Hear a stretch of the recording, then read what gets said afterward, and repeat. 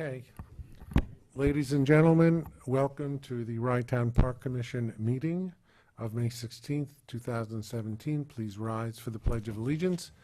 And Frank Ferrara will lead us this evening. Thank you, Mr. Supervisor. I pledge allegiance to the flag of the United States of America and to the republic for which it stands, one nation, under God, indivisible, with liberty and justice for all. Thank you.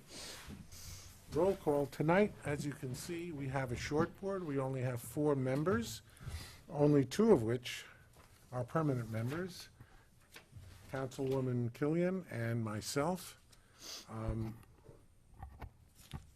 Mayor Rosenberg had an operation and he is not able to attend this evening.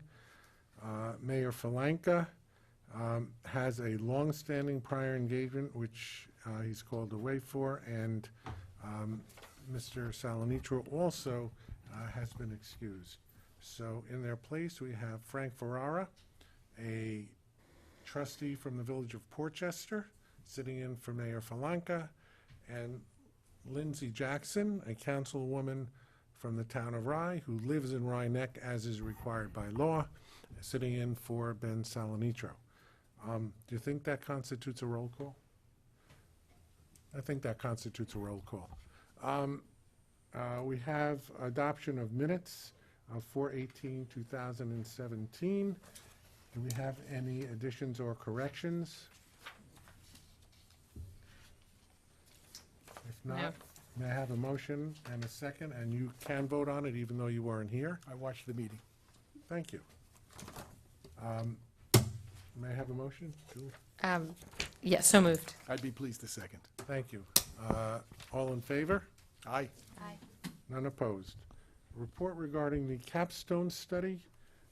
As everybody is aware, the Capstone Group made a presentation at the last meeting and subsequently filed its final report, a copy of which has been, is available, and it's on our website. It's also on the table. And it's on the table for anybody who wants one. I don't really have anything more to say except, and I'm going to give it to you, Deb, that I said at the last meeting, I thought it was an excellent report and gives us a starting point to go forward on a lot of issues, many of which have already been addressed. And I hope that next month we can report on which of those issues have been addressed, are being addressed, and which we need to address in the future. Bill? Just very quick. You're probably going to announce this, but it seems like a good time to bring up the fact that we have the community conversation going I on. was going to announce it at the end of the meeting. But we say if people look through this report before that meeting, that could be a helpful Sure. step. I just bring that up. Absolutely. Encourage people. And for anybody watching, it is on the website. But maybe we can, I mean, I would love at some point to sort of have maybe a little bit of a discussion about some of the, I mean, if the things currently clearly are in process, that's great. But, you know, what are the things that we've taken away from it that we're actually going to work on that weren't, not as obvious as more trash cans and things, which I are think- pretty slam dunk items. Julie, I think that's an excellent Not let it- suggestion. And I think that what we should do is possibly for the June meeting, after our community conversation, we can go through the report and have comments on it and decide, you know, the direction that we're going. That's the purpose of the report, is to set a roadmap for all of us to determine the direction of the park. Jamie? Is this just a comment for Mrs. Reiser? Jamie Jensen, 588 Forest Avenue.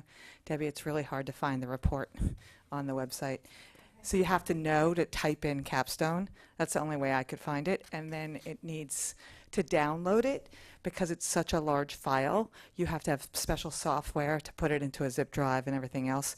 So if we really want people to read it, we might want to kind of mess with that a little bit. Thank you. I think there's a news scroll on the front page, but I. Oh, is there? Okay, I'll check that. We'll make sure it's Terrific. on there. Terrific. So that it's easy to get to. But how do we, I'm just looking at it. Seems funny that it would take that much. I mean, there's going to be There's a lot people of that don't, pictures. you know, Yeah, I had Debbie email it, and it took 4 separate emails to load it. For some reason, it's a huge file. Photos are part of it. Yeah, Yeah, they're high Yeah. resolution. The PowerPoint presentation itself that they presented, had to be split in two, it was so huge. we'll figure it out. These are mechanics, I'm sure we can do it. But I think it's important that everybody has an opportunity to read it and possibly comment on it. If you're not at the community conversation, send an email. And, we'll be happy to respond. Deb, do you have anything else on the report? Do we send it to Eleanor to put on, I don't know if we put it on our RAI website, I have which is not- also I have notoriously not sent difficult it to on- find things. Eleanor, I'm happy to. Let's do Sure. that, because Well, what it we've been was- doing, we're redoing our website also, because the RISE website is horrible. That would be an understatement, but usually what we do is just stick stuff right on the front page. Well, And In terms of emailing it, it certainly went to Marcus, along with all the other commissioners and staff. Okay. And the drop, whether or not and the we took the Dropbox next, okay. Yeah, went to them as well. right. All right, I will So check in with them. Rybrook has it, and Portchester has it, and the city of Rye has it. I don't know that the village of Amerenik has it, because we should send it to them and ask them to put it on also, because certainly the Rhinex section is part of the town, so they should have an availability. Okay? Maybe there could have, I don't know if it's easy to do this, I would have to look through it again. Is there a way to take some of the summaries out of it and just, so that for the people that are not gonna, there's a lot of people that aren't gonna read the whole thing. We can certainly, And- the and- report itself is 50 pages, and that's a lot easier to send. And you know what, is there? I was just gonna say, the Yeah, like, executive summary. maybe that's Yeah, there's the an executive best. summary on Roman numeral 5. I'm Maybe not we gonna look should it up now. put that up. And maybe you can just put that up separately. Next is a labyrinth follow-up report. That would be Soul Riders. Do you want to come up to the microphone? Thank you. Leslie Findley with Soul Riders.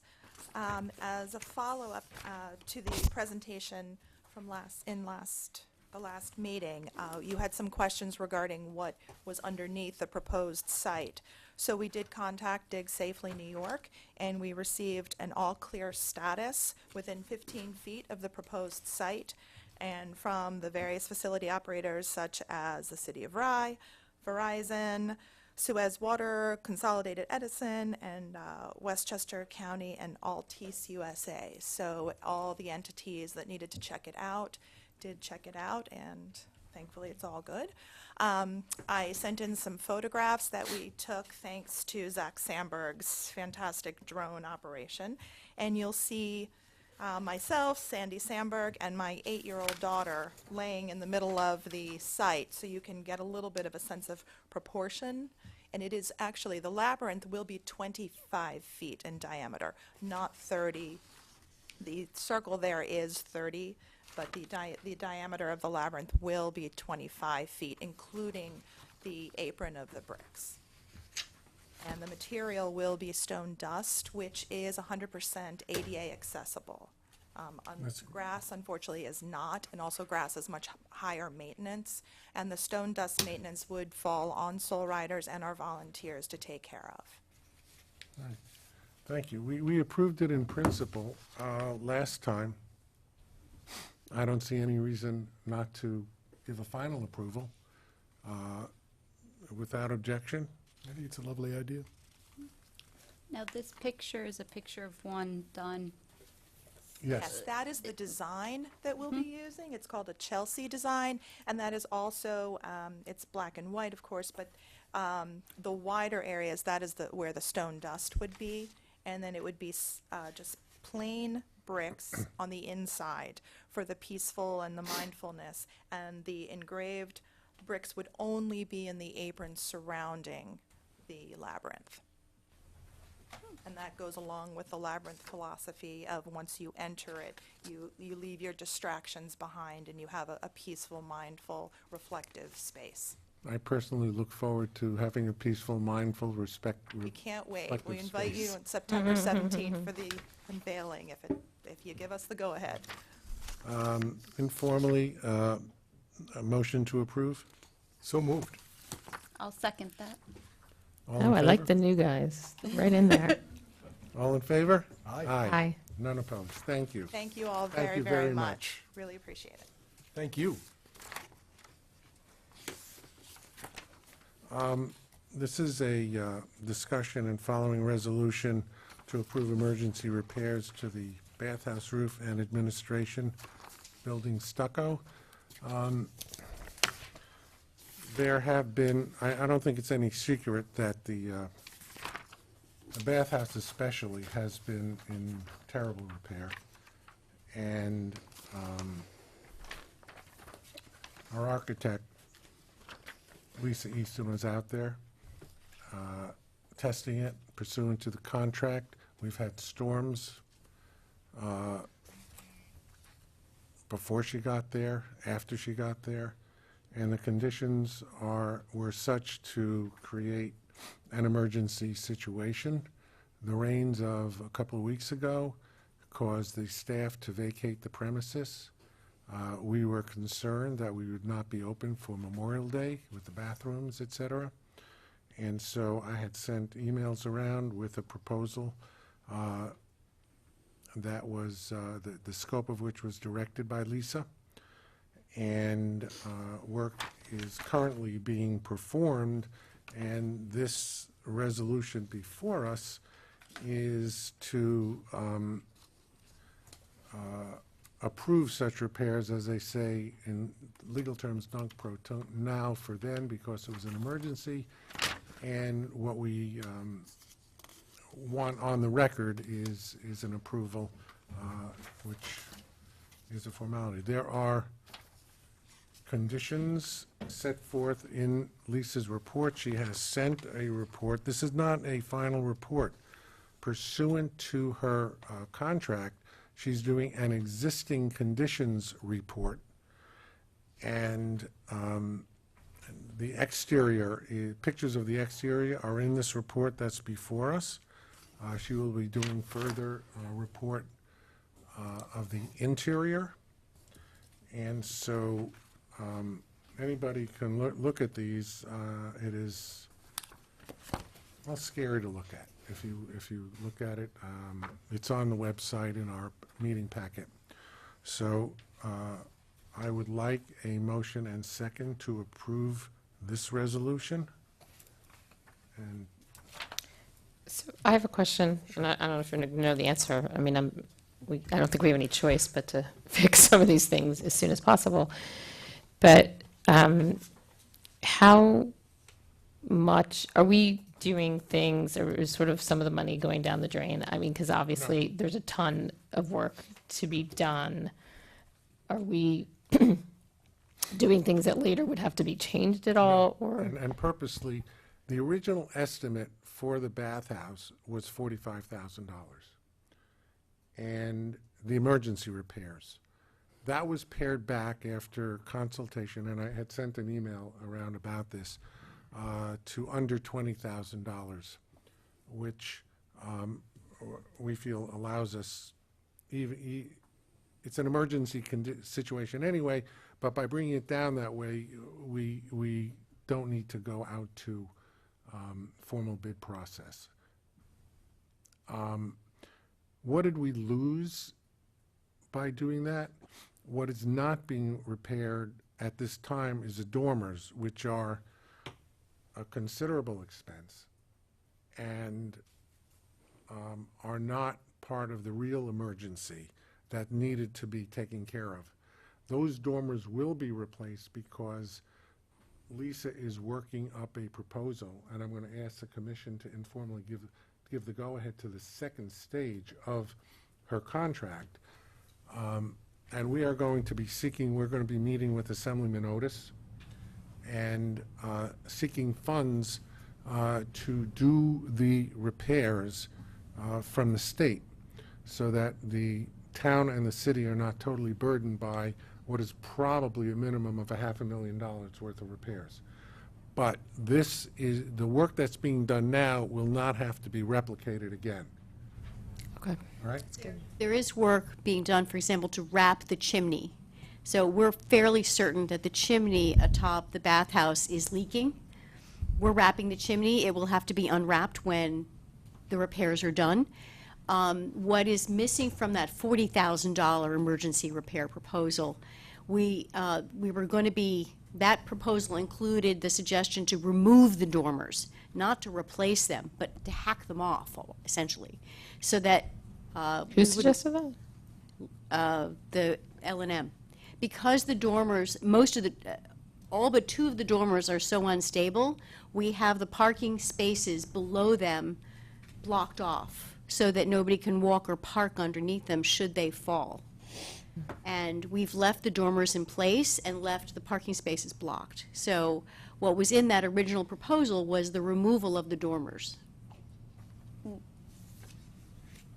And the dormers kind of add to the historical characteristics of the building. Oh, absolutely. And they would certainly be part of a roof repair of any kind, but they're not safe to walk underneath.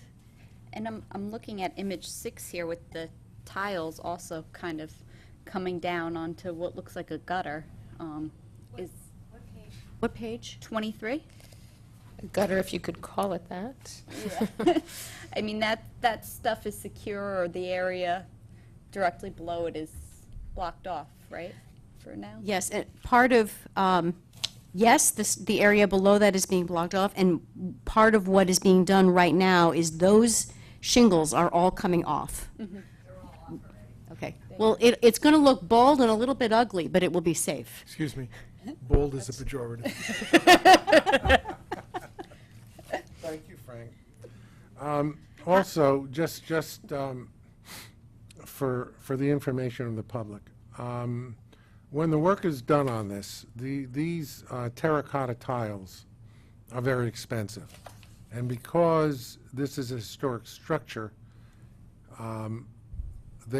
when the repairs, i.e. replacement, is ultimately made, it has to be replaced with terracotta. We are going to save as much of the existing tiles as is possible. We already have a storehouse of terracotta tiles from the replacement of the main administration building roof several years ago, which was done by, under the supervision of Lisa Easton as the architect and Mr. Nieto as the contractor. He has specialized skills in doing this. And obviously, when this work is done, it will have to go out to bid. But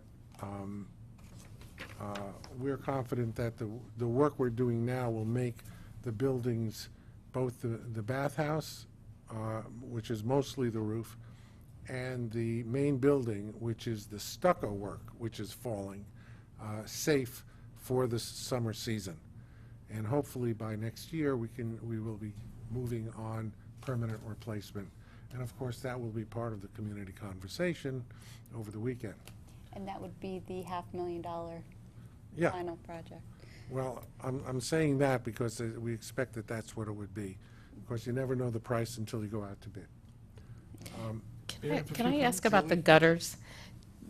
Because clearly part of the problem is the stuff falls down, it gets in the gutters.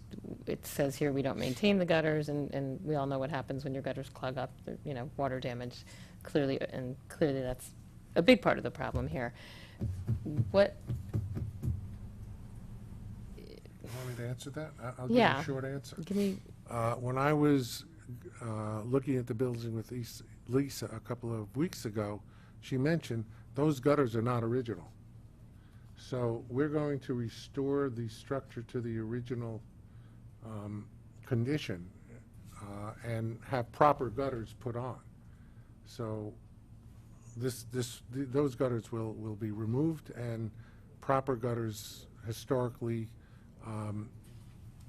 commensurate with the building will be put on, and that's why we have and Lisa that to design. will be part of the bigger project. That will be part of the bigger project. But in the meantime, They're just no gutters, I period. think they took all the gutters down. Okay. For my own edification, just a few questions. Did I hear you say that Assemblyman Otis is looking into the possibility of getting state funds for Yeah. the permanent work? Yes, That's wonderful. yeah.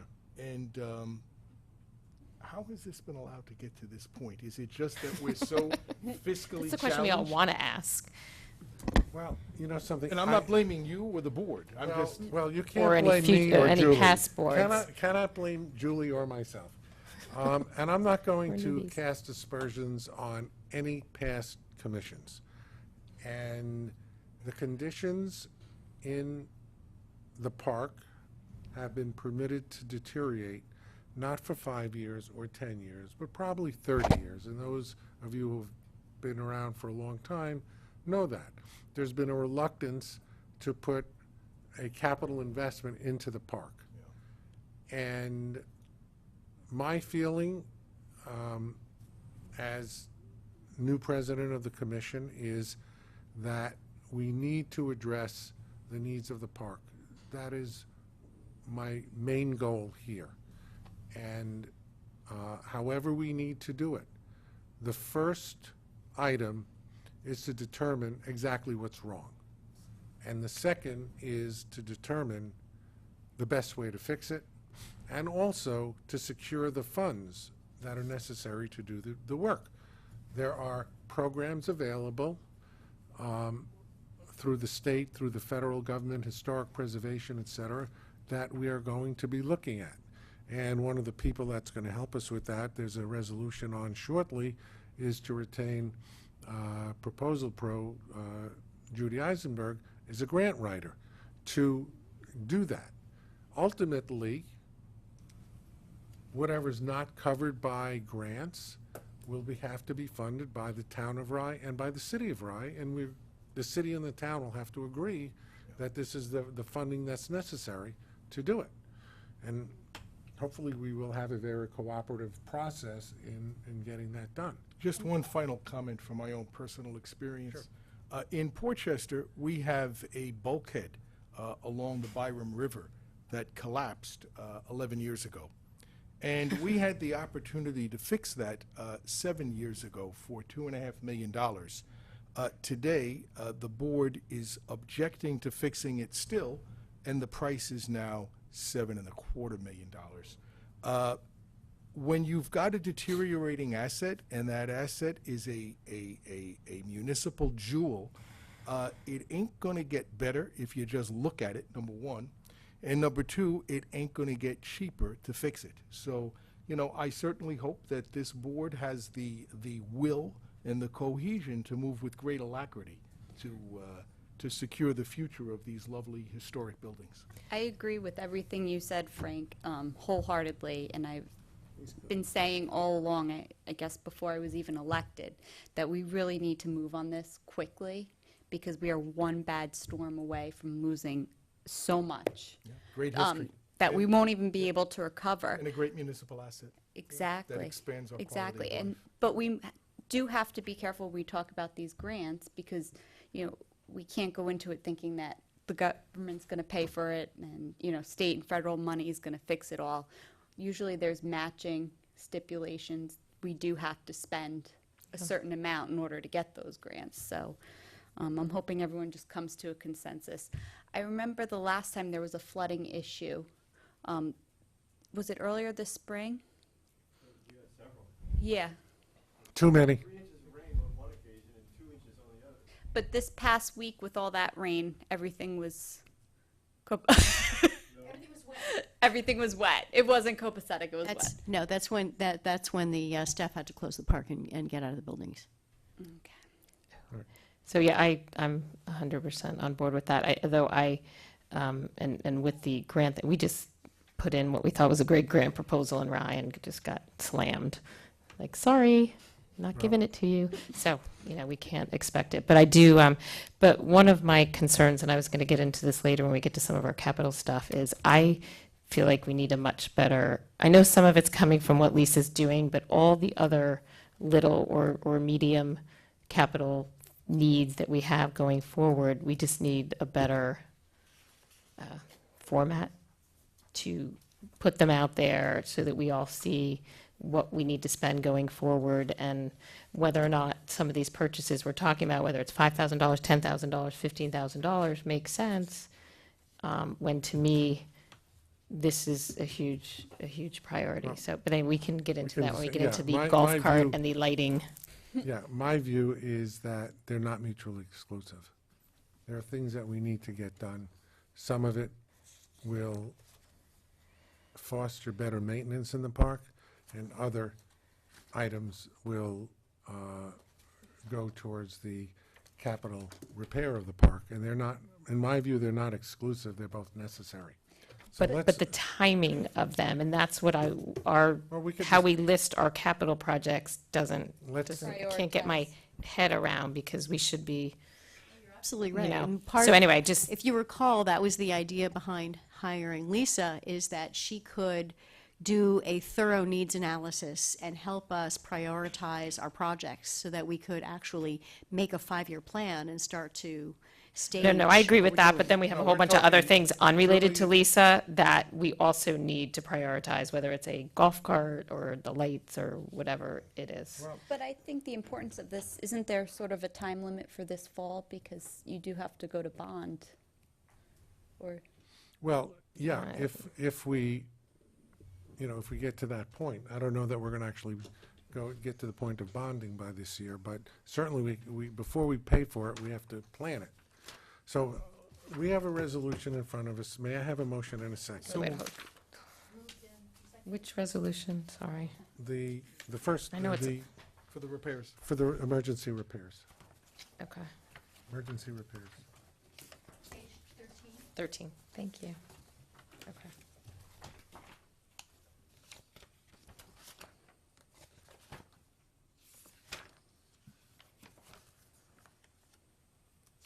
Okay, All right, got it. okay. We have a motion. Do we have a second? I'll say so moved. I think Frank moved already. You want Oh. a second? Second. Okay. Call the roll, please. Commissioner Killian, Yes. Acting Commissioner Ferrara, Yes. Acting Commissioner Jackson, yes. President Zuckerman. Yes. And before we get to the next resolution, a related matter. Lisa's contract is in stages. The first stage on the main building is the existing conditions documentation phase and code analysis phase, which I, by email, gave her the go-ahead. But I did not give her the go-ahead on the next phase. The next phase is recommendations and cost estimates. So unless there is an objection, I will authorize that phase of her contract. Yeah, it should be in there. This is Sorry, Lisa's we- contract. I think it's in there. Page are we on, Julie? You don't? Contract is in the You don't have packet. Any, rather? I don't. All right, this is, I don't have. We have a anything. copy of it? I don't want to. I have my copy.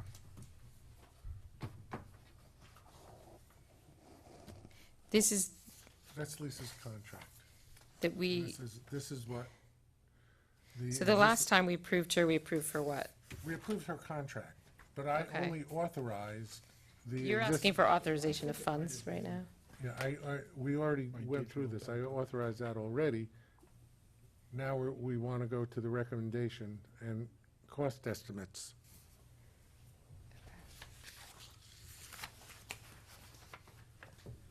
On that, and on the bathhouse, which is even more important, the next phase is construction documents phase for $24,000.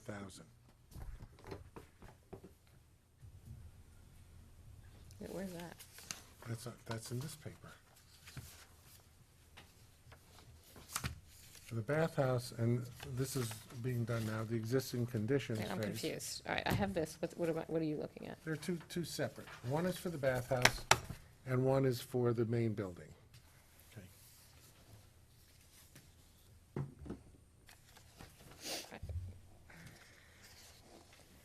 So on the main building, you want us to go to the recommendations and cost Correct. estimates phase of $11,000.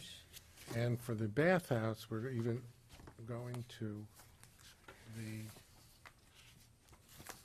construction documents phase. May I see that, Mr. Sure, Supervisor? absolutely. Thank you.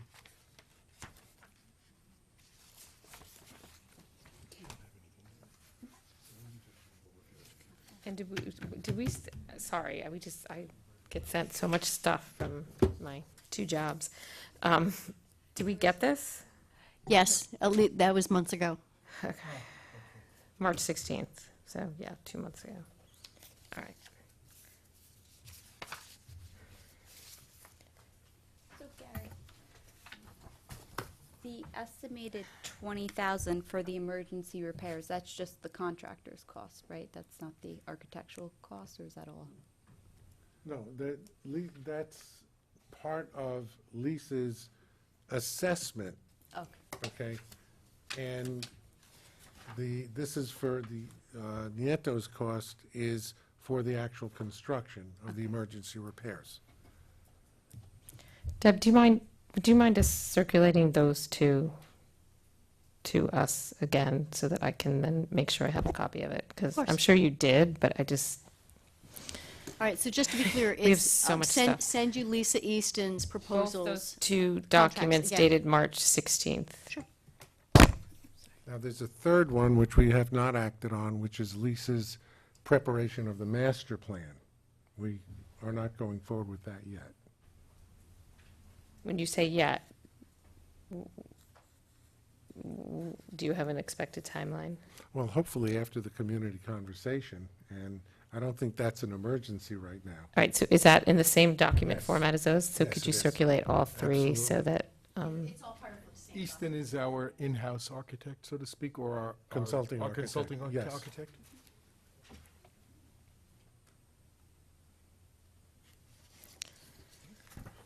all right, so wait, is there a resolution for this, or are you? No, because we Oh, have a that's why you didn't contract. I'm just circulate it. asking Okay, for your you just- informal authorization Okay. to go forward with the next step of the Lisa Easton architectural agreement. And that's the 24,000? Okay.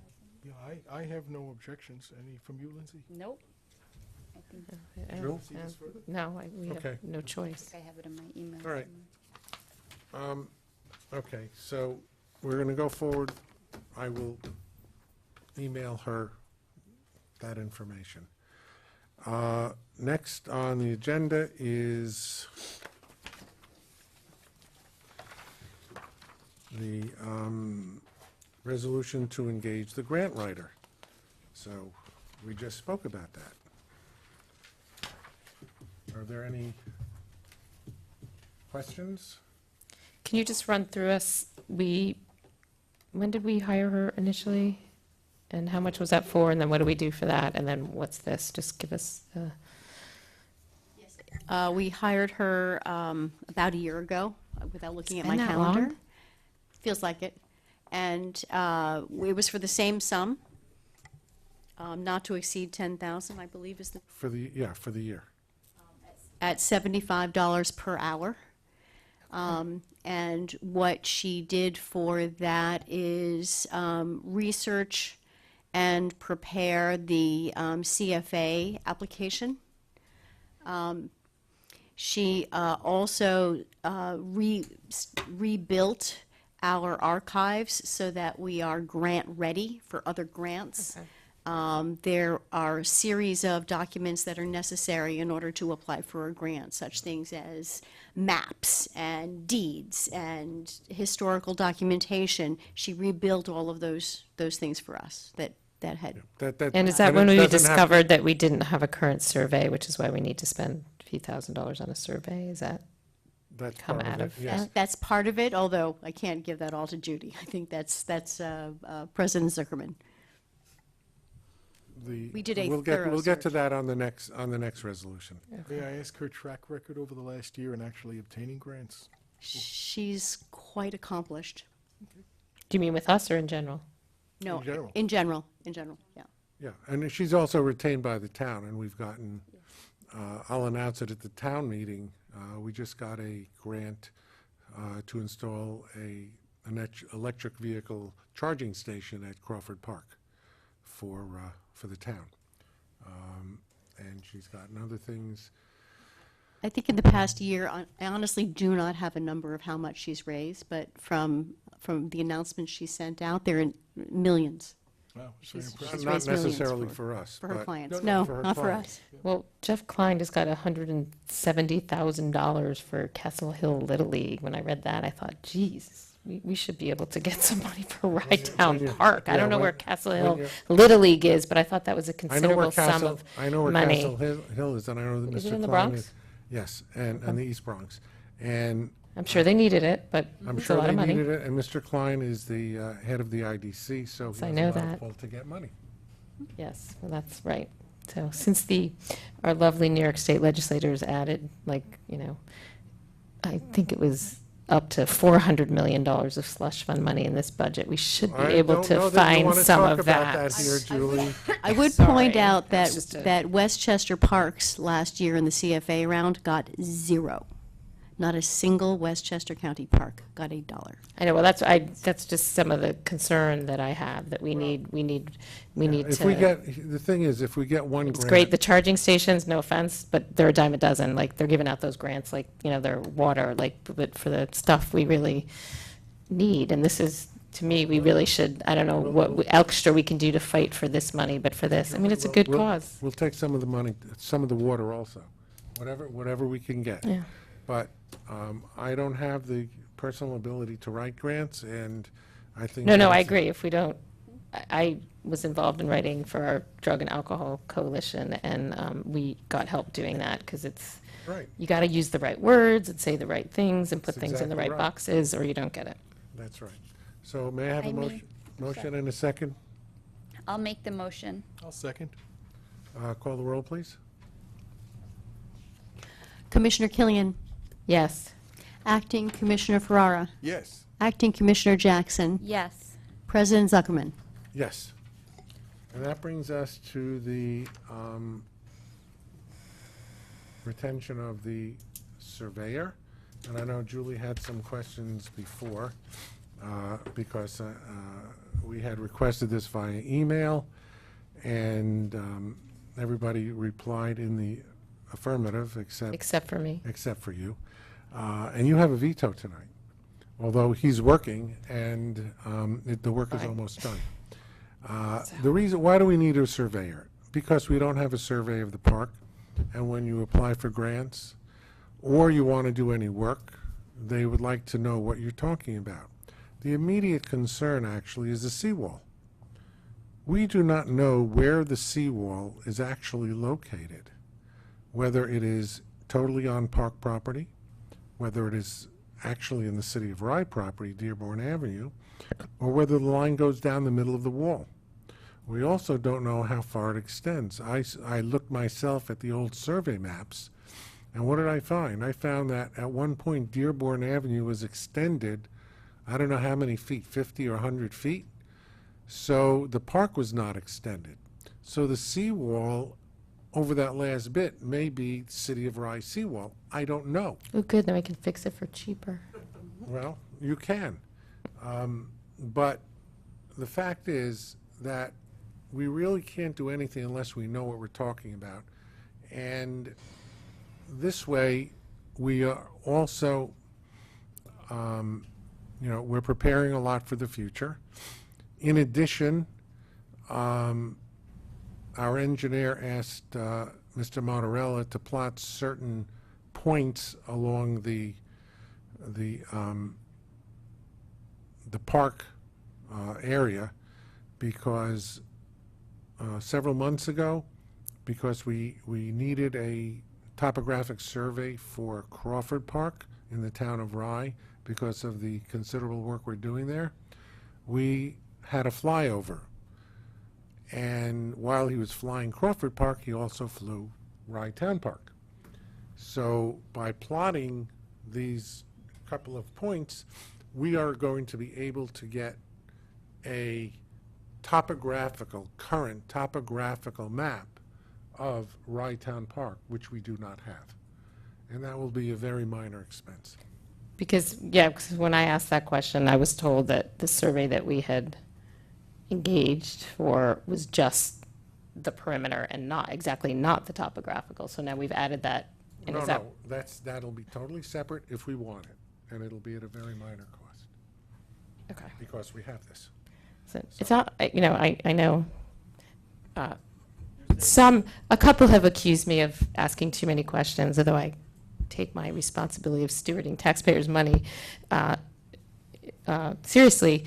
It's just, I just feel a little bit like, since we've had a surplus in the park, we're just a little bit more like, oh, $5,000 for a survey, a new golf cart for $7,000. Oh, we're going to buy lights now for, I can't remember the number. We'll get to that later. I just feel there's a little bit of that, and I just want to make sure. Now, I think we went the other way for years when we weren't making money and we spent nothing. So I know there's catch up to do, but I just really want to make sure that we're spending the money that we really have to spend. I know everyone else was for the survey. I get what you're saying. I still a little bit question spending $5,000, but maybe I'm 100% wrong on these grants and we need it. But anyway, I just My view, had to say Julie, that. is I appreciate the fact that you are a steward of the taxpayers' money. I mean, I'm not suggesting no one else But is. So am I, but- and so are the other members. We are all sitting here as elected officials, and we are all responsible for budgets at the end and the kind of taxes that our residents have to pay. My view, and I think the prevailing view, is that the money that we're spending here, and it's not a secret, this is all out in the open, the money we're suggesting be spent is necessary for the operation of the park, for the improvement of the park, for the residents of the city of Rye and the town of Rye. I mean, we're dealing here with over, I would say, the city and the town together are probably about 65,000 people. And they all want to enjoy this park. And I think that it's important that we go forward, and I have no problem with anybody questioning any expenditure that we make, because it makes for a better operation for all of us. It should be questioned. Everybody should question it. But at some point, you have to vote to say yay or nay, and I think that having a current survey of the park where none exists is really important. So with that, may I have a motion? This is an investment with a potential return for us, based on the grants, as opposed to a. Oh, we applied for a grant without it before, so Yeah, well, we listen, actually the guy's sent already them- done it. I'm not going to vote against it, and he We- doesn't get paid, We, so. the survey we sent last The time guy, was George like Motorella, sorry, the George. 1909 survey, and I can't believe anybody asked for something newer.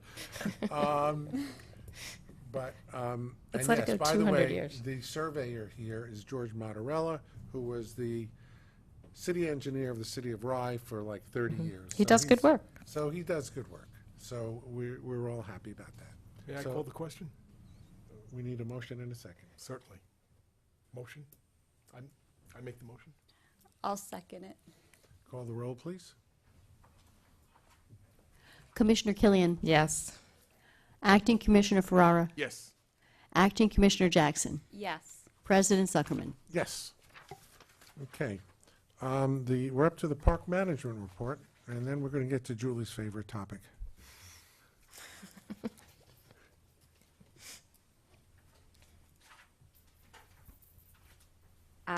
I have to say, it's been a little bit of a rough start to this season, and I can't begin to thank Debbie and Gary enough for listening to me calling up on the phone and saying, this is happening, that's happening, and every situation being taken care of immediately. So I just have to really say thank you to you, and I really appreciate it. Thank you, but it's mostly Debbie. You call Debbie a lot. Yeah, She- but Gary, she you're the calls one, me. you're the one behind it, and I really appreciate it. No problem. I'm getting, We have you to thank as well. You are on the No, front line getting everything done. I have to admit, I think I can take the hard hats and the raincoats away from my staff right now. you know, things are progressively getting done, and you know, it's a safety hazard down there, and it's not easy to work when you're getting rained on and things are falling, and trying to keep it all together and get ready for the season opening, which is going to happen in a week. I have to say that throughout it all, my staff has been 100% behind me, and we've basically done what we have to get us ready to open next Friday. So it's been challenging, but we're getting there. We opened permits last week, and to date, it looks like as of May 10th, we're 11,207 ahead of last year in permit sales. Don't get excited. It's early. Like they say in baseball, you don't win the pennant in May. Thank God. I know. Yeah, Two Mets exactly. fans over here. To kind of, Julie, I just need to say, you know, the things that are out there that we're looking for is not anything to do with what happened at the park as far as, you know, the conditions of the building and the emergency situations we had.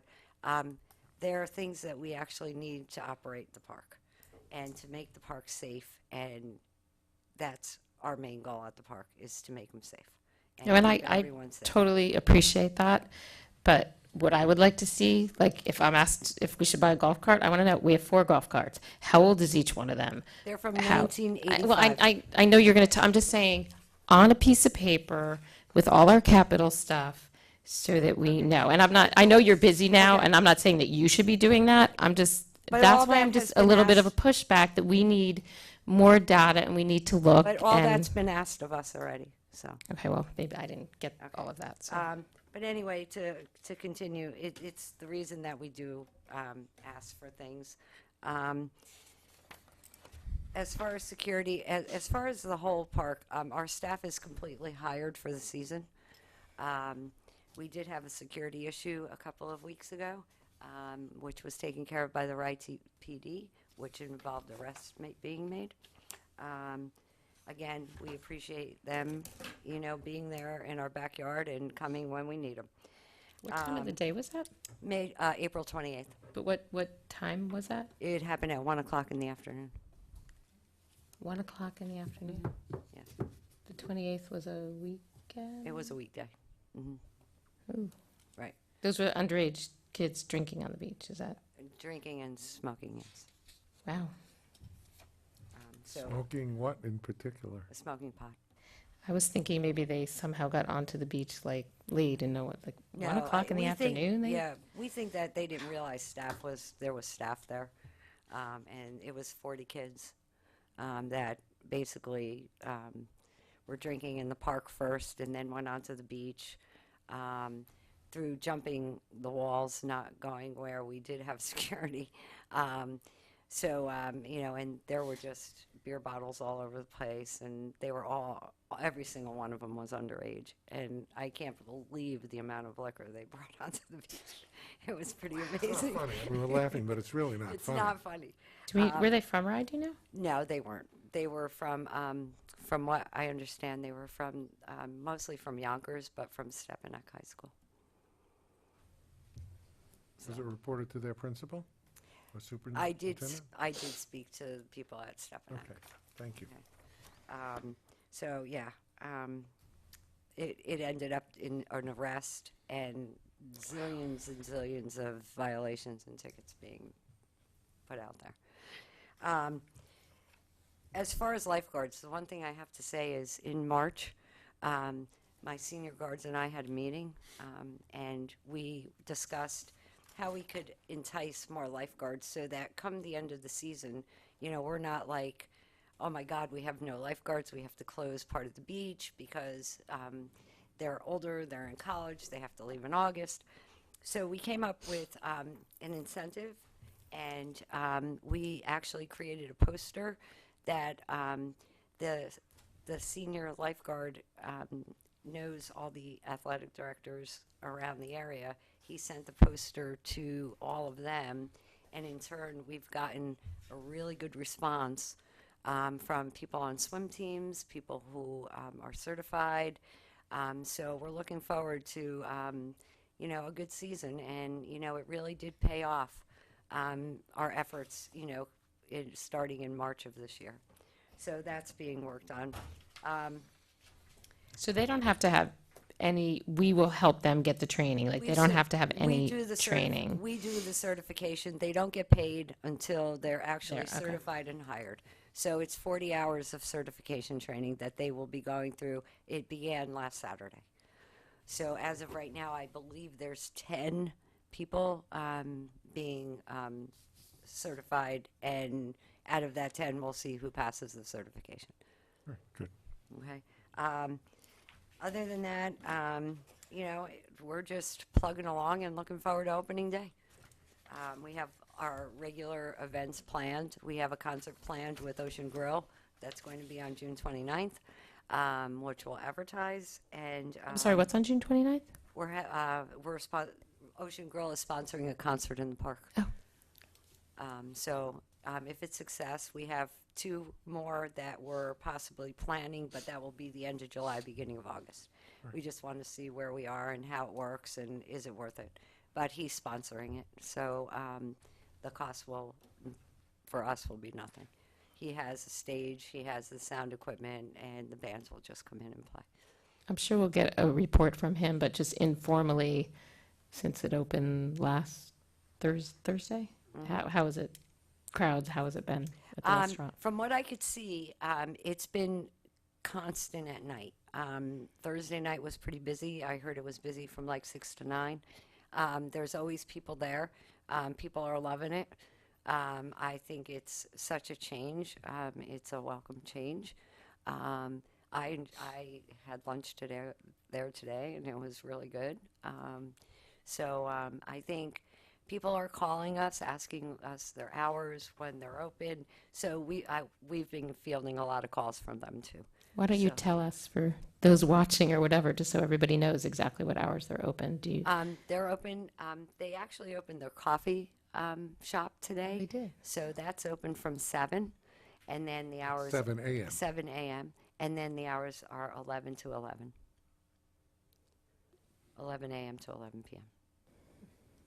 That's good to I know we had, And they're getting a lot of the pastries from Portchester Bakeries, Serbone's and, not Neary's? Serbone's, Cassone's and Nearai. Nearai, both. Mary? Mm-hmm. Yeah. Yeah. My mom just asked me the other day about the coffee and when that was going to start up, but I don't think she'll get a be lot out. more walkers in the park now. Yeah. I But don't, Okay. The intention was it's there. open, it's open all day, but it does open at 7. by the way, their Just that, brownies, when you walk in, that front little part Yeah. that has the case and the Yep, coffee. yep. by the way, their brownies are unbelievable. Really? Really good, yeah. That's not good. They're really But you're good. walking, so you get the exercise. That's Walk to the park for your brownie. Ask for a motion on the brownies? I'll I'm second. gonna eat them all. Just to talk about finances a little, in April, we were $9,000 behind last year, but that had to do with the permits mailing going out later. So in 2016, we were able to start sooner processing them than we were this year, but we did catch up with that in May. So as of right now, between May 1st and May 10th, we're $19,000 ahead of last year. Right, great. And that's not to date, that's the day of this report. I know we had the email today about the deliveries coming and being too early, and I know that you sent the email on to Al. And I feel like, there's a resident has complained they're so early. I think you could. I don't necessarily want him to look at that and be like, okay, that's what I have to change to, because it may or may not make sense. I don't know. I know. But I haven't seen a delivery, I'm not there at 7, but I did ask Sal, and, there haven't been deliveries that early in the morning. There But- may have been one, if any, But anything I've seen is later in the day, and they, Al's been told where they have to go for their deliveries. Yeah, I mean, There's nobody. yeah, I read that, and there's nobody out by the dumpsters with a diesel engine running. Yeah, I didn't really understand it all, but my concern was, yes, somebody doesn't want deliveries early, and somebody else could say, you know what, get them in there early, because I don't want rather- the trucks around when the kids are walking to school and whatnot. So I just didn't want him to change what he was doing necessarily if there's other I hear you, and the feedback factors is very, very involved. helpful. I'll make sure that I communicate that to Al. Thank you. I know. Thank you, Matt Cunningham, for bringing up some of the issues. I think it's something to look at, but I just think you could sort of argue it. You might want the delivery there when there's less people there. Especially And- if you're delivering for breakfast. Right. Well, And, right, if they're opening or- What happens is, Just get the brownies there. They come, midday, 11 o'clock, 10 o'clock, and, they have to come in. We do keep them to the ramp coming up from the south end and to the archway. We don't let them go down the path, but they're never out out by the garbage. They're in one of So those two locations. I was a little confused on the idling all day Yeah. thing, what that Yeah, was, that- and It has so to be that looked just, into. There was an allegation. We don't know why. Right. I'm not going to say that the writer of the email was incorrect. No, I'm but not there either. may have been a one-time something Well, I going know on. when last week before they opened, they had tractor trailers, and one of them was parked out by the dumpster, but that was midday. That wasn't early in the morning. and it may not be representative of what goes on. And Yeah. I mean, MAC traditionally has a history of asking very good questions and finding things that we might not find, so I don't want to dismiss any of it, but at the same time, I don't know that, I think we just need to, Pardon me, but don't we have these security tapes? Didn't we spend $1 billion on the security system? Yes, we did. Go to the videotape? let's go to the videotape. And, yeah. Good point. So, anyway, so I just didn't want Al to all of a sudden change something because he thinks everybody in Rye doesn't want a truck there early. All right. So, anyway, I just wanted to mention that, too. Thank you, Terry. Thanks. All right, discussion regarding the golf cart replacement and the purchase of the mobile light tower. This Julie has mentioned several times during the course of the evening. So, Matt, you're here for a reason? I'm not Matt. I'm sorry. Mac, Russ, Russ? Do I need to reintroduce myself? No, I'm kidding. Anyway, Russ Gold, Hayward Place in Ryan, New York. This was a letter or / an email that I sent to Joe Sack in my capacity as the chair of the Rye City Mayor's Rye Town Park Advisory Committee. All right. So with your permission, I just want to. Russ, is it disregarding the golf cart Yes, replacement? this- Okay, it's thank you. Regarding these two issues, that's Okay. why I waited until this point. So this discussion directly relates to my overall concern about how we use our surplus funds within the budget, and I guess I just tended to envision that spending from this line item would go more towards emergency repairs, as it has, but generally more overall improvements and betterment of the park rather than equipment and machinery. And I would just like the commission to consider the following alternatives and suggestions before voting to purchase these items. So, do we really need a year-round fleet of golf carts when 2 or 3 of them are going to be garaged for 8 months of the year? All right?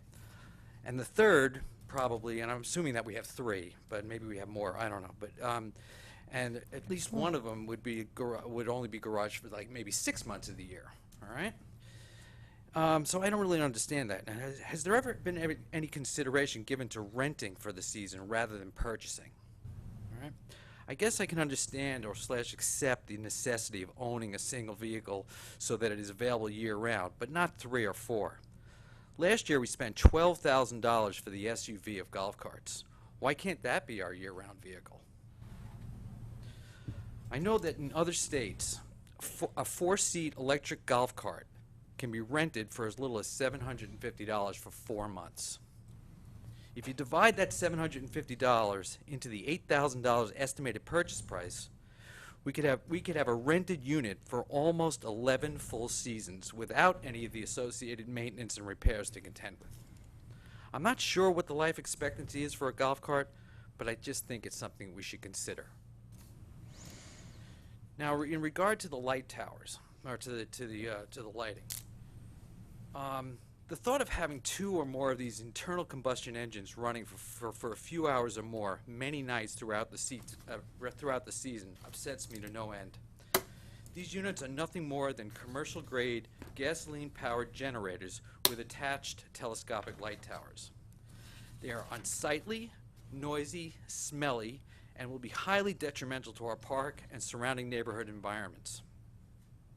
Operation of these units spew carbon monoxide and contribute to both noise and light pollution, and have the potential to leak motor oil or gasoline in close proximity to our pond and the grassy areas in our park, for heaven's sakes.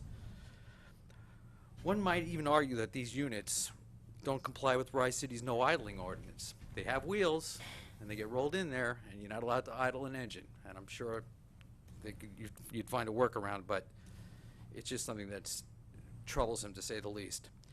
As an alternative, and again, I don't like to just oppose things, I want to offer some alternatives. As an alternative, have we considered high visibility reflective signage that would be illuminated by car headlights as cars leave the park? I realize that historically we have rented these units for the July 4th fireworks display when we have a capacity crowd all trying to leave at once. However, that is but a single day in a 100-plus day season. Another alternative could be to maybe schedule some of our parking staff for a late shift on busy weekends and give them flashlight traffic wands, so that they can guide the cars out of the park safely. I cannot stress enough how strongly I feel that this is a bad idea on many levels and a complete waste of money in regard to these purchases. Personally, and I'll conclude with this, personally, I feel that the surplus funds residing in the capital expense line could be put to better use on enhancement and beautification projects such as lawn restoration, a comprehensive recycling program, or landscaping projects to correct or improve the drainage problems. And these are just to name a few. For too many years, I think we have relied on the benevolence of volunteer organizations like Friends of Rydtown Park, who are represented this evening, to set an example of what good park stewardship means, and when it comes to preservation, enhancement, and beautification.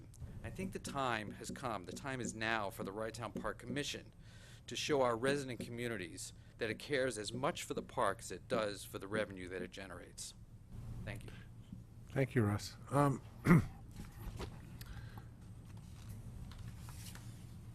The overriding feeling in terms of why we're getting the lights is for safety, and for the golf carts, the safety of combination, of safety and proper park maintenance. Certainly open. Can we do one at a time? Wait, let me finish what I'm saying, Okay. please. Because I think they're two separate.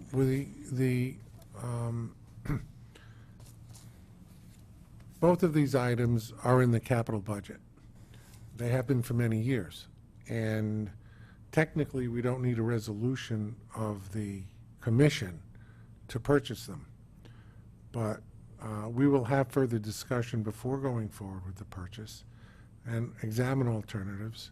I'm not sure that your suggestion about the golf cart is really economically the proper solution, because I just heard Terry say that some of our golf carts, at least one of them from 1985, so the purchasing of a golf cart for $8,000 with a useful life of, let's say, 20 years might make a lot of sense, as opposed to renting for every season, which will build up over time. That's a calculation that we can make. Certainly, the one thing that I didn't hear necessarily, I think you hinted at it, but do we need the golf carts? According to our park manager, we need the golf carts.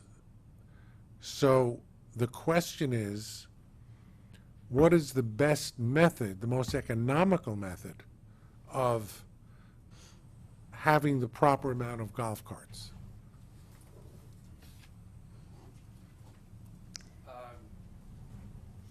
I don't intend to dispute the fact that if they say they need them, I'm sure there's probably good reason for it. What I was trying to get at is that most of these, with the exception of maybe one, they're garaged for 8 months out of the year. Russ, Can understand- I comment on that? So after I got your email, I did a little research. One of the things I think people don't realize is these are gas golf carts, not electric. But that's even worse. Well, yes, for anybody in sustainability and whatever, I've said it out loud now, I'm sure we're gonna get a million emails. So, I did speak with Jim, the Ride Golf Club manager. So they actually at Ride Golf Club lease all their golf carts, which I did not know, through, the, US Communities contract and I think another New York State one, which you actually, I know, got pricing through that contract. He said to me with, for the electric, it may not make sense to own them, partly because of what you're saying. But he also said they don't come and pick them up, so we would still have to house them. So the idea that we don't have to keep them over the winter, because it's just probably too much for them to go around, and they probably charge a lot more to actually come and pick them up and bring them somewhere. But for I'm the not talking about gas, leasing, I'm talking about renting.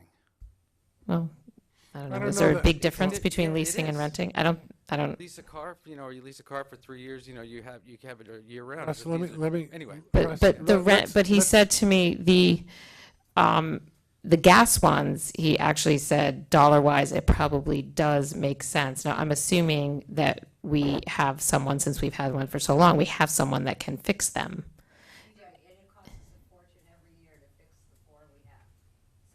Because the person, do we hire someone from the outside to come in and fix them, or is it someone that's on staff?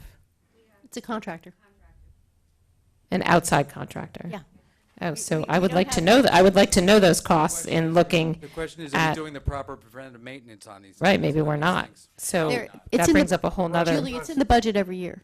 The You No, know, I know, but not you know what, when going we're to- doing the budget, that little number is not jumping out at me, and now that we're discussing- talking about Julie- golf carts. So I'm just, I'll We're say it discussing again. now. We're discussing, Julie, Okay, so we're I'm, discussing it now. And the fact is, it's a good discussion, then peop- and we're going to look into it. There are different alternatives. right, The staff has recommended that we go a certain direction. We will look into it over the next week or so. I don't think it's urgent that we buy the golf cart today, but we are going to need a new golf cart, at least one, over the summer season. And we'll make a deeper analysis of that. But the fact is, we need the golf carts. The staff has been operating in this park for a number of years, and they know how many golf carts we need. I don't think that's really an issue, and I fully back the staff in their determination as to the number of golf carts they need. How we acquire them is a different question, and what we acquire. I mean, for example, I don't have a problem buying electric carts if we have a place to charge them. I agree. I would rather not have gas carts. The electrics, I don't know if they're more or less expensive. We could look into that.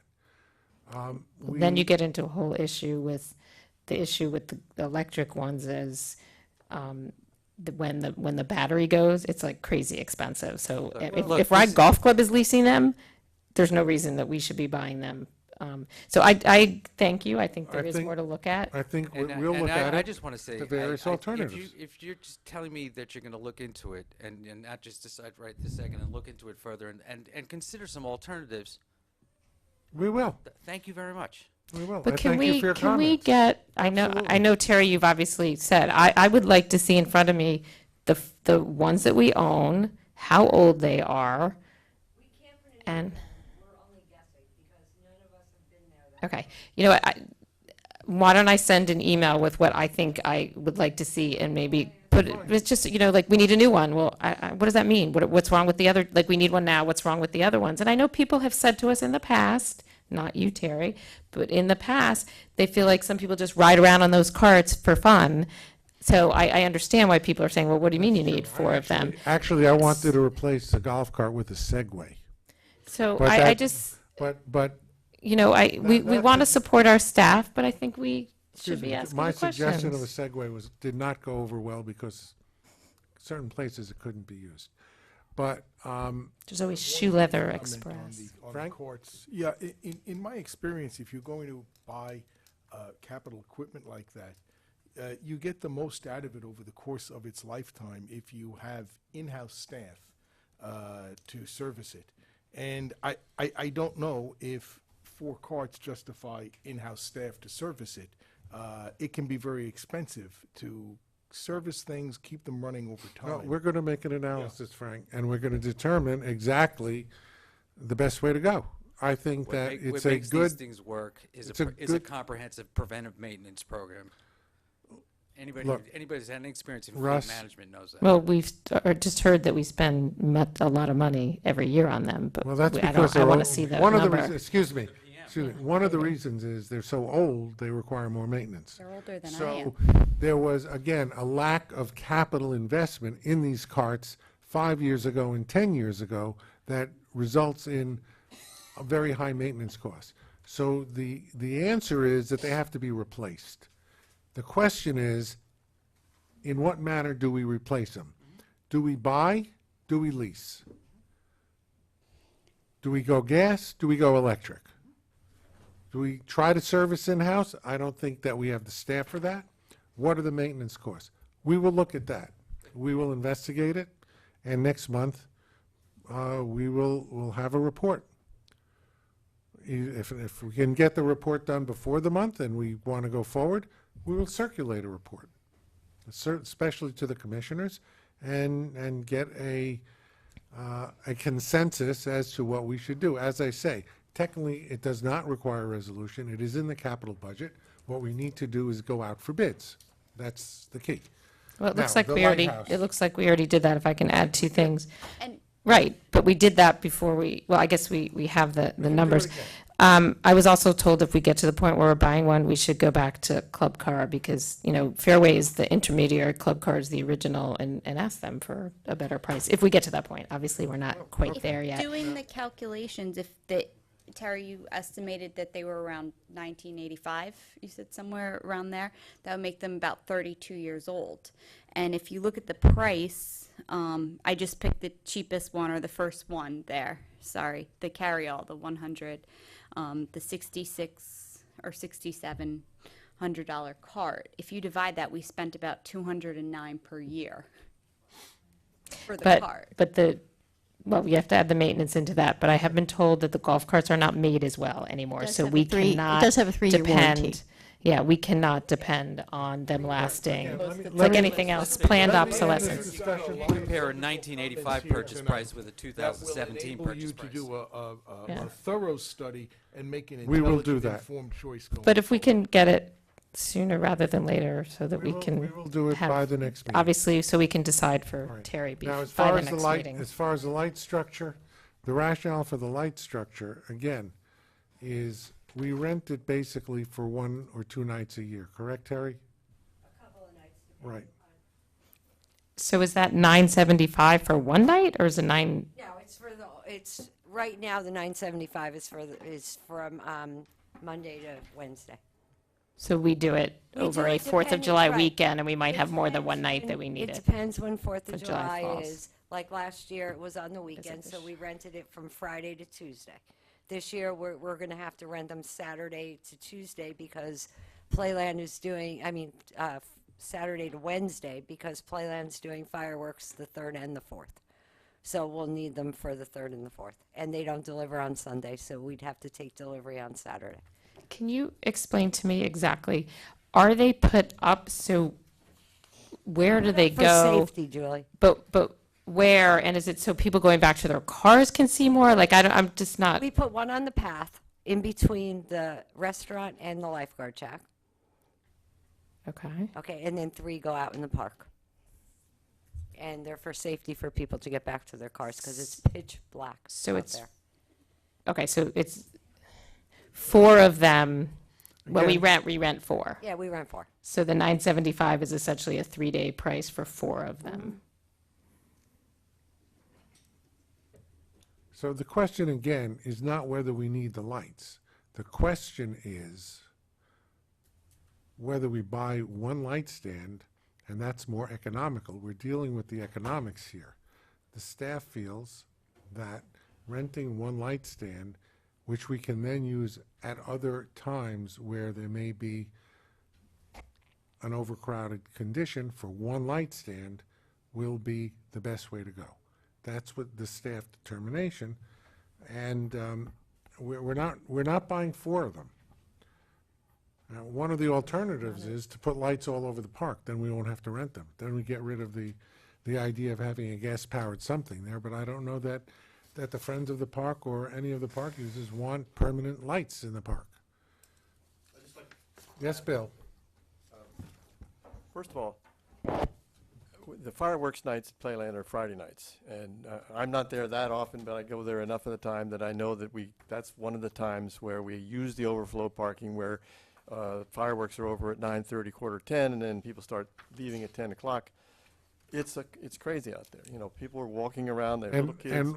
And one light stand would be a It help. would be better. I don't know if that would be enough. But I think we would be good to have it. And another thing, just looking into the future, if Ocean Grill turns out to be a popular spot, that means they will be having more people coming there to eat. And it's conceivable that if you have that plus the fireworks nights, you're going to have a much bigger demand for the overflow parking. And it's, I urge everybody to think about it. But there's no reason in my mind why you can't look into electrical, because, you could get, seems to me that would be an alternative. I know that the county put in new lights, not the kind that we would want, but new lights on Playland Parkway. Well, those are the LED, well, I was thinking, Yeah, the LED lights. you're talking about changing the lights already existing in the park to brighter lights. There's no light where you really need it, where the danger is, on the west side of the park, from the overflow parking area towards the top of the hill. And nobody's allowed to go up over the hill, so that used to be a serious problem, because then you were really in the dark. But I just think that it would be well worth looking into, even if we couldn't do it all at once, to look into having one light strategically placed. There are lights throughout the park, those old-fashioned lights, and they're very attractive, but they don't really help as far as there's none of them over there on that side where we need them for the overflow parking. So, But not enough people have cell phones, Jamie, to do that. Julie, I will tell you in what Russ said about glow sticks, we use glow sticks. The parking kids wear iridescent shirts. It's not enough. What are, We do use those glow sticks, but when you're walking in that dark, I mean, I even have a hard time, and I know the park. what Let me is ask the you another condition of the pathway that, you're talking about? Because from a liability You're standpoint. talking about people walking from the path through the park to past the duck pond to where they park. Okay, and it's pitch black back there. Look, So, from a liability standpoint, the lights would be much better. There would be less opportunity for an injury. You're think- talking this as maybe a start to,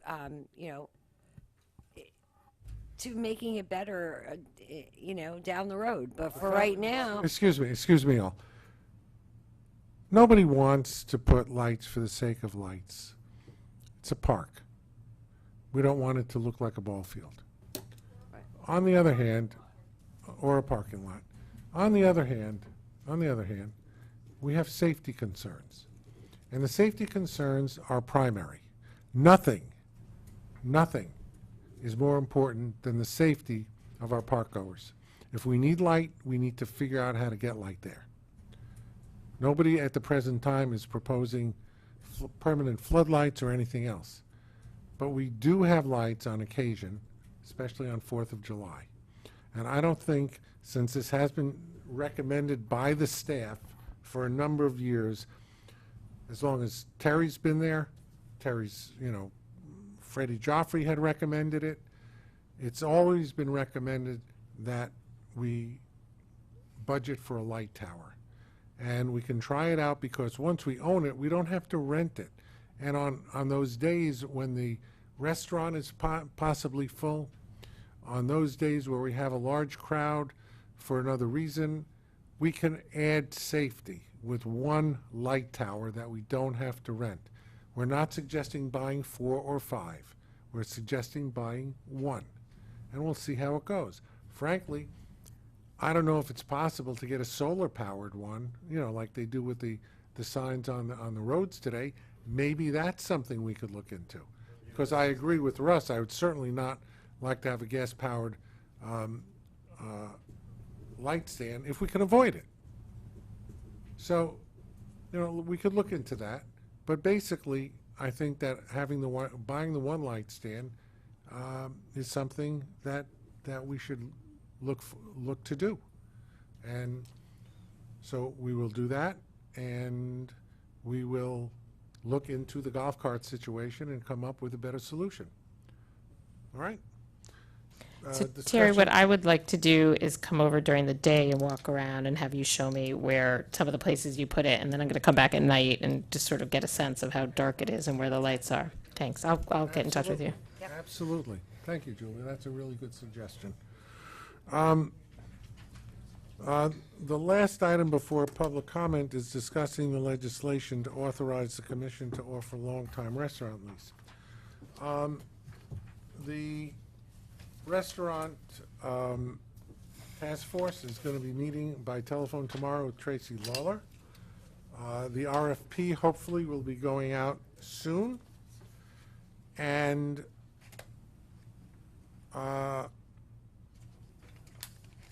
we cannot obviously do a new RFP unless we have new legislation. We've gone over this before. Assemblyman Otis is about to introduce legislation. We, the Park Commission, had recommended certain items to be included in that legislation.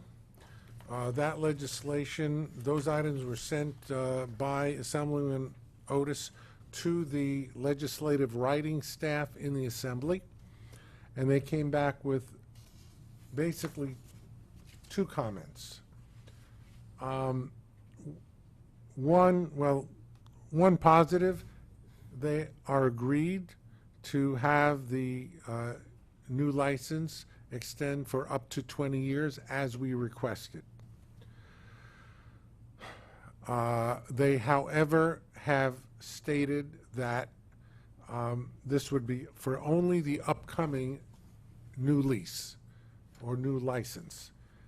In other words, when we enter into a new license and it expires, the then commission will need to go back to the legislature for additional permission to enter into a new long-term license. I don't think any of us have a problem with that because it's unlikely that any of us will be on the commission in 20 years. And some of us are old enough to hope that we're only here in 20 years. The other change is that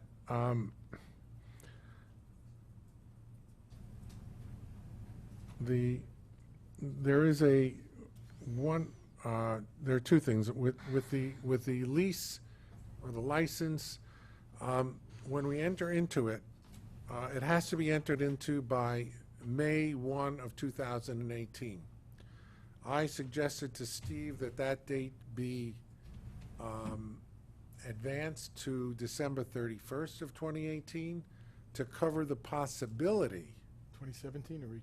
2018. To cover the possibility that if we do not enter into an agreement by next spring, we lose a 2018 restaurant season, and we don't want to risk that. I spoke to Tracy Lawler today. She's the restaurant consultant, and she believes that we will be entering into an agreement for the end of this year that would be effective for the 2018 season. However, in case that does not happen, we need protection so that we could possibly extend the current lease by a year if necessary, because it is, we don't want we don't want the current operator to be a lame duck and issue a license in May, for example, or let's say in April, and that won't be effective till 2019. So the current operator would be a lame duck, which would be not a good situation. So it was my suggestion, and I just spoke to Julie offline, and she and Joe Sack are in agreement that should be done, so that recommendation will be made. The third issue that was raised, and I think this is a good one, is that the staff was worried that, I say the legislative staff was worried that if there's a park surplus, as there have been for the last couple of years, that it remain in the park. The current language says that it may remain. The proposed language is that it shall remain. That way, there's no temptation to siphon the money off for other than park purposes. So I think, and I believe that, that Mayor Sack also believes that this is a good, am I correct? That that is a correct provision? Yes. And we would go forward with that. So there is no requirement for the commission to send a home rule message because we're not a municipality, but the city of Rye and the town of Rye must send home rule messages after the bill is introduced. And so we will, pardon me? I mean, approving, saying that we support this. That the city and town support the legislation that is before the legislature. And as soon as it's introduced with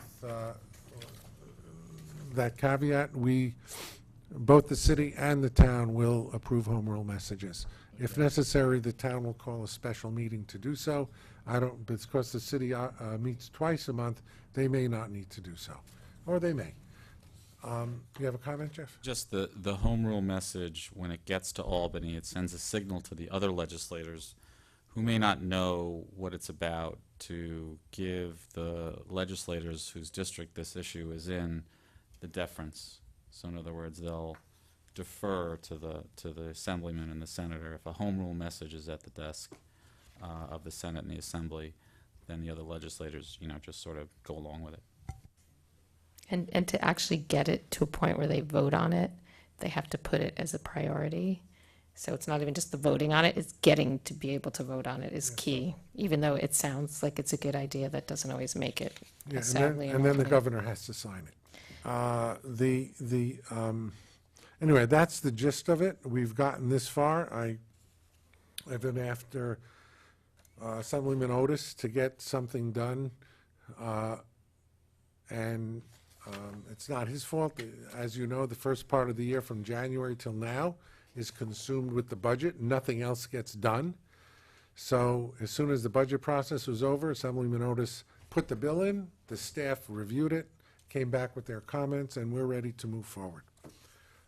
We don't have to do anything, but I'm going to suggest, Jeff prepared a resolution that, we had a resolution in January supporting this, but this is an updated resolution that I just passed out and everybody's read, that basically the commission expresses its support for the legislation and calls upon the town and the city to express their support for the legislation. That's basically what it does. So I think it would be helpful if we had that approved. And may I have a motion in a second? Can I ask a question first? Of course. I mean, obviously Rise in support of this, and I know that we had given you a language change to have approval from both you, or the supervisor of Rytown, whoever that may be, going forward, and. That's in the existing legislation, by the way. And, and the mayor of Rye, and I know that's been added. But there's just parts of here that are still wrong, like, it says the village of Rye, and it should say the city, so. They don't We're wanna totally change for that. they don't want to change it. I don't understand that, because the village of Rye Because- doesn't exist. Because this is how it was, and they're changing what has to be changed. I would suggest that next year, that we have corrective legislation. I think that if we ask for too much in this one, they are going to. This is why people hate government. Yeah, but there are some things that it's exciting they're not changing. I mean, this commission So, like, we retains the also- right to corral and impound any cattle found roaming in the park. That could be an exciting new revenue know that. source for the town. We're gonna have cow roping. Like, there's also reference to the commissioner of parks. There is no commissioner of parks, right? Well, to tell you the truth, I happen to agree with Frank. There's a lot of stuff in this law that was passed in 1907 and has been amended many times since. However, if we want to get our restaurant license extension approved, I would suggest that we just concentrate on that.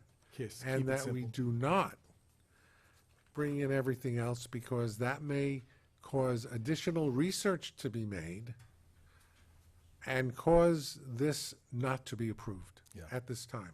I have no problem with the city of Rye and the commission getting together in the town of Rye to say, all this stuff is really old and we should get rid of it. I don't have any problem with that, but not in this legislation. I want to go over that with Kristen Wilson, because one of the I just, reasons I cannot understand, we changed from a village to a city, We need and to this is move- all about the village, so. I'm not gonna, it I seems- can't We need to justify move that. on this because no, I we get it, have a but- legislative session that's ending. Okay, so changing the word from village to city is going to make this any, that's what I don't understand. May have ramifications to other parts of the legislation that you are not aware of by just changing that. Or, All right, well, Committee. Yeah. okay, just going to say, this is why government drives people crazy. Government Okay. inaction and inaction in government. Yeah, so now that I've seen all the village stuff in there, I just want to ask Kristen about it. But yes, we need to do the May I resolution have and a move motion forward. in a second? So moved. Second, Call the roll. Commissioner Killian, yes. Acting Commissioner Ferraro, Yes. Acting Commissioner Jackson, Yes. President Zuckerman. Yes, thank you. And now we have public comment on non-agenda items. Yes, ma'am. Jill Somerville from Hills. I live on Hill Street in Rye. This is very awkward. I'm representing the Friends of Rye Town Park. I'd like to read a letter that was sent on behalf of the Friends to the members of the commission. Our letter is a request for consistent, open, and timely communication with respect to our mutual interest in Rye Town Park. For 26 years, Friends has funded beautification projects that are consistent with the original plan to preserve the passive use of this wonderful public asset. Our group has raised more than $1 million to improve and enhance the park, and we are eager to continue our efforts. As you know, we revitalized our board in the past year and look forward to more robust fundraising and hopefully community interaction. We recently, as a group, reviewed a professional collaborative master plan that was prepared in 1991 and updated in 2012. The master plan won praise and support from an earlier commission as well as from other communities and park user groups. The plan respects the original design of the park and underscores the importance of maintaining the elements that led to its placement on the National Register of Historic Places. We're committed to maintaining the park, importantly, I think, as a passive green space. In the spirit of not reinventing the wheel, we ask that you include us early in the discussions of potential improvements and donations to the park. We hope to continue to implement the master plan that has already been restored, replaced, and helped to maintain so many distinctive elements of the park. I think this letter is stemming from two recent decisions that may have been handled differently if we had a chance to discuss them with you before the decisions were made. First, saplings were planted in the lawn area, long envisioned by the master plan as an open, grassy expanse. While we absolutely welcome tree planting and have the greatest respect for the arborist, we would hope that additional trees are added according to the master plan. We're happy to share the plan with the arborist, the commission, and any others who anticipate doing work in the park. Secondly, we're concerned that the precedent-setting approval of the labyrinth, while beautiful, I agree, but the donation from Soul Riders has the potential to lead to other unrelated groups to ask to situate well-meaning commemoratives in the park. This would seem to be antithetical to the passive nature of the park. Again, we support and encourage the Soul Riders, but had we been informed about the donation in advance, we likely would have asked that it have been reconsidered. So again, I urge you to keep us in the loop when considering donations and improvements. Friends in the commission have spent a great deal of time thinking how the park can best serve its historic mission in contemporary times. We've both spent a considerable amount of time and money to implement our vision. And in the future, we hope that you will join us in encouraging donor groups to fund improvements that have already been identified as needed, desirable, and appropriate for the park. Thank you. Thank you. One thing, I think I've thought this before, but definitely think about it after that. When, one of the issues on this board is it definitely rotates when newly elected people come into office. For example, next year, we may or may not have Mayor Sack. I will definitely not be here. So there'll be someone new, at least one new person from Rye. So some of the things you say, as you know, and I say, I don't know those things. So I'm just thinking when new people come on, and I don't know Fritz Falanka is new, for example, that he probably doesn't know many of these things. That I don't know if there's like an orientation, but I would ask for communication both ways, and I don't have the exact answer to this, and I'm just going to bring it up, knowing what the Friends of Rye Town Park does exactly in this master plan, and you said your board change. I know I've met some of you, I know some of the people, I don't know all of them, I didn't know that it had changed.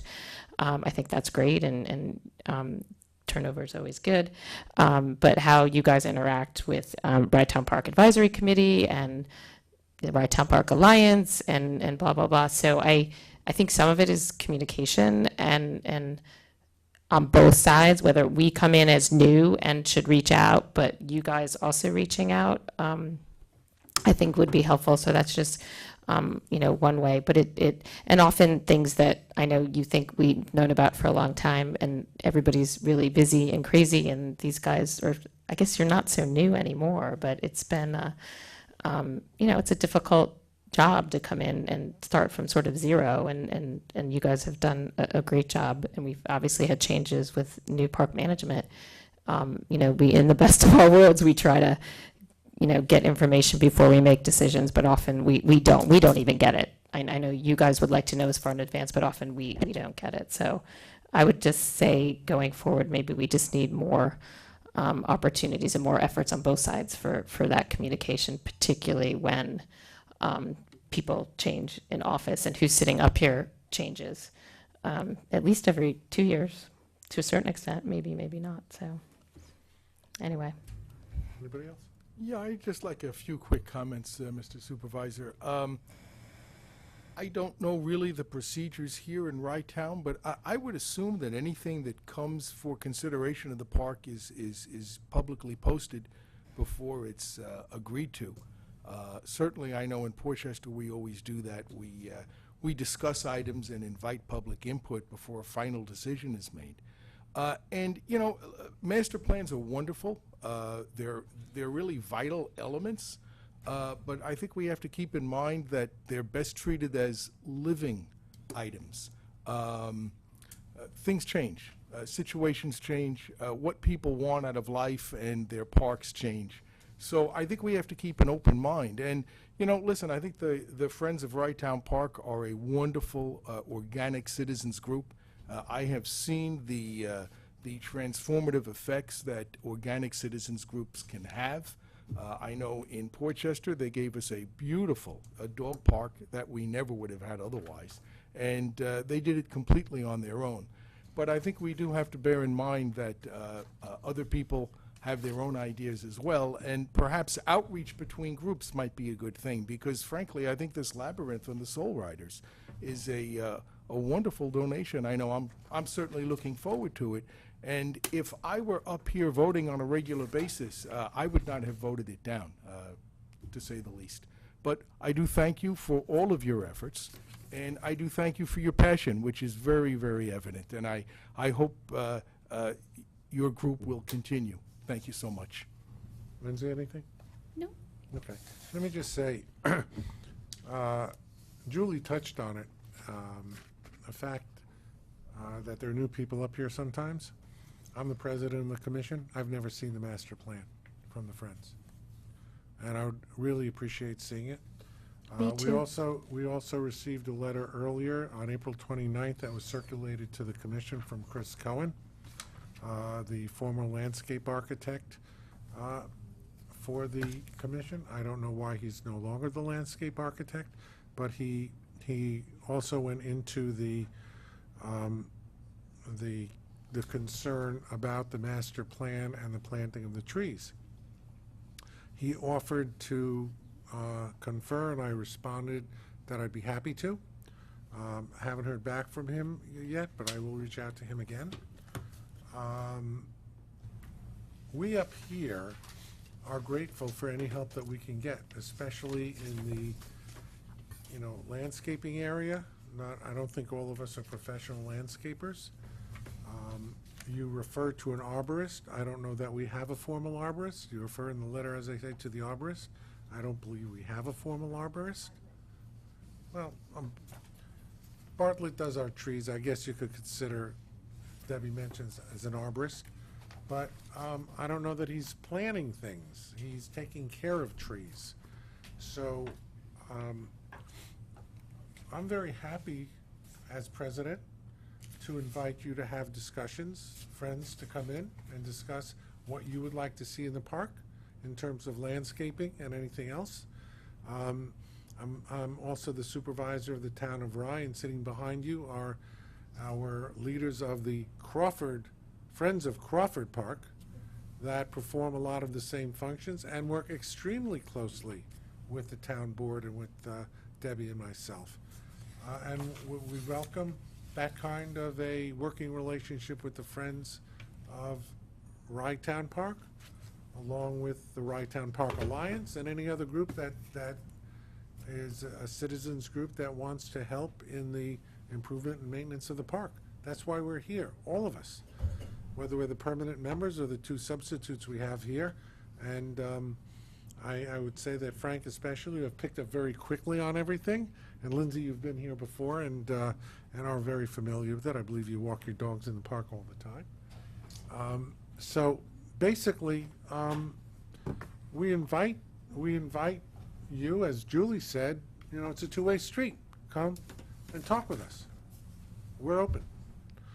So, and are there any other public comments? Can I just add one more thing? In the capstone plan, they talk about establishing a citizens advisory committee as a medium-term 2 to 3 year priority, and I personally think that needs to be moved up in a big way, and getting us all in better communication, certainly with the need for our capital plan, our bigger capital plan, and we're going to need to raise money for it too, in addition to hopefully grants and hopefully from the park funds or taxpayer funds.